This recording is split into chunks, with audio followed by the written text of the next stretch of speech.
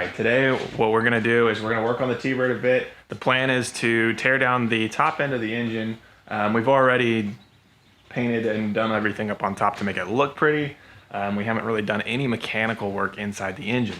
So today what we're doing, like I said, we're gonna be removing the heads and we're gonna get those machined eventually, and new valve seals, everything inside the head will be basically new or repaired.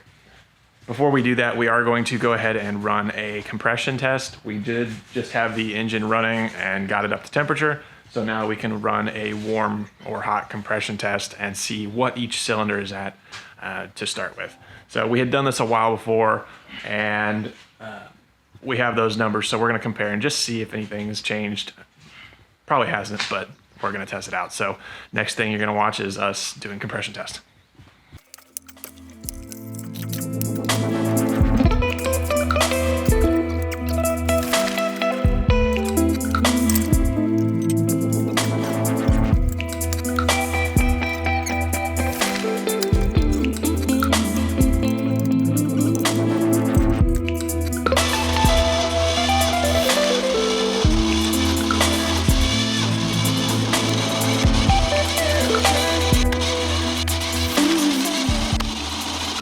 Okay, so we got all of the cylinders tested for their pressure.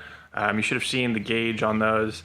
Now, the last two that we tested started to look low, but we figured out that the reason that is because the battery was getting low.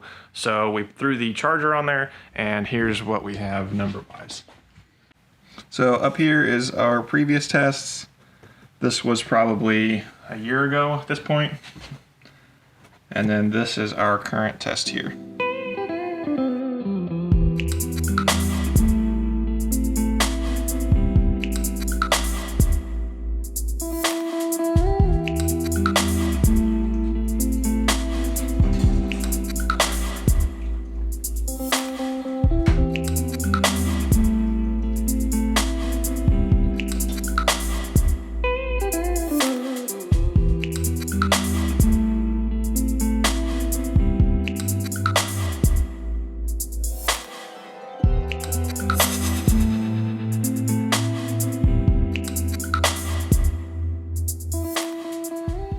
Okay, we've got the intake off.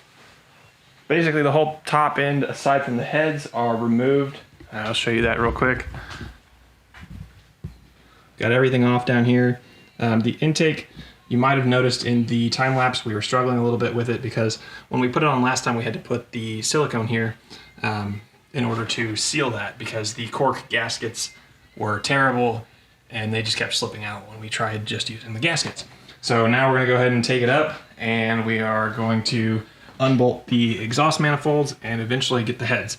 So I probably won't film us taking the manifolds off, just because this is gonna be a battle and we're expecting to break off the bolts inside here, which actually may make it faster than taking it out completely.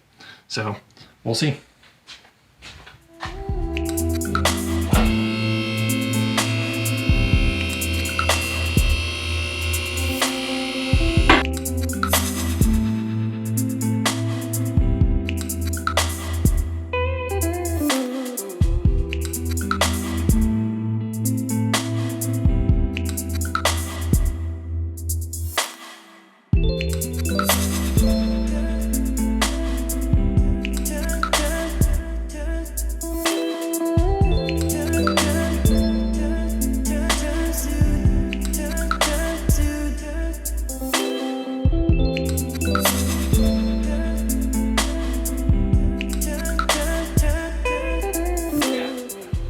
All right, we got the heads, both of them off, and this one here is the driver's side.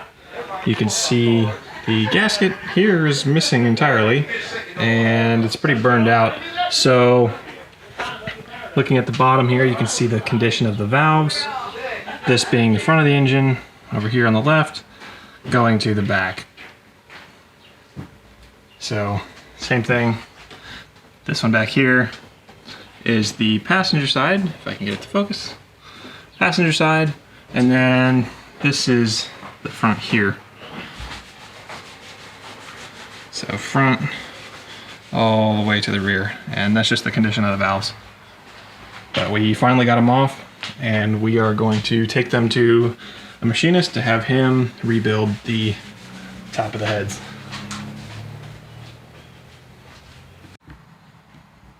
All right, just to show the condition of the cylinders, I'm gonna try and get the camera down in here and show that as well as I can. So this was the cylinder we had the highest compression. I don't think we have any issues with this cylinder at all, and feeling the walls of the cylinder, everything is perfectly smooth, nothing feels too bad. There is a slight ridge right here at the top on each cylinder. It feels pretty uniform, doesn't feel like any one is worse than the rest. So that's the passenger side, and then here is the driver's side of things. So again, same thing, cylinders are nice and smooth, no real issues there. These pistons here in the back do have a bit of carbon buildup on them, more so than the passenger side. So, but the next step is to get the heads worked on by the machinist, and then we can bolt everything back together. All right, another day working on the T-Bird. Today what we're gonna do, since we have everything out of the engine bay, basically, what we're gonna do is push the car out of the garage, and we are going to try and pressure wash the whole back area here and just try and clean up some of the old gunk that's built up inside the engine bay.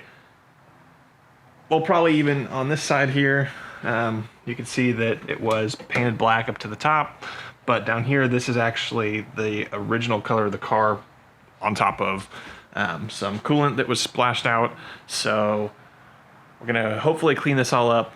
I may not document all of the painting in that part, but I will go ahead and show you guys us cleaning some of this and trying to get it to look a little bit better. The issue we're going to have with this is the car has no power, so we're going to literally have to push the car. We have to push it over this little hump here, and that's not the one we're concerned with. We're actually concerned with the lip outside here. Fix this. So this lip out here on the ground is probably almost 3 inches high, and to get the car moving fast enough to get both tires over this is going to be a pain. So I'm going to kind of show you guys what we're going to do. We have these really long ramps that we're going to try and line up behind the tires, push the car out onto those, probably out to about here, and then we will try and just pressure wash it right here so that we don't have to worry about this lip. Then the only lip we have to deal with is the lip that's actually inside the garage. So let's see if we can do it.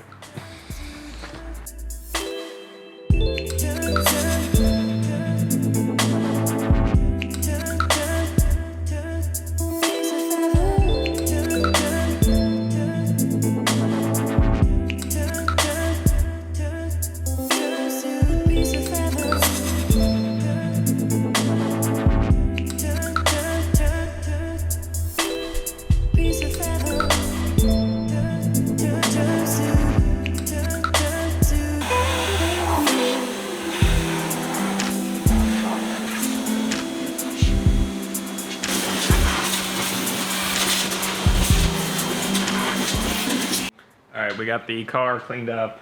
You should have seen us power washing mainly this back section over here, because that's where the breather cap would kind of vent and then run along the top of the valve covers, and we would have oil buildup and dirt, grime, crap just all in it, and it would get all over everything back there as it ran off the back side of the engine. So we wanted to try and get that as clean as possible, so I used some super clean here. I've got a couple videos talking about this, and this is amazing. This is an aerosol, and it goes on foamy, which again you should have seen, and it's fantastic. It stands and stays on the stuff you spray it on, so it's perfect for an engine bay that's really greasy or oily, so you can let it sit for a couple minutes before you try to spray it off. And in our case, we used a pressure washer with hot water to help break down the grime and crap that was on the engine. So let me go ahead and show you guys how clean we got it back there, and I think that's going to wrap up this video. So I am kind of stuck. Well, we're stuck with it right now. We're going to do little things, order some parts that we know we need to replace, such as this power steering line here that was modified from the previous owner. A couple other power steering lines back there, just because they are getting a little bit dry rotted. So we're gonna replace those. Gotta order them and get those in there. But for this video, that's gonna be a wrap.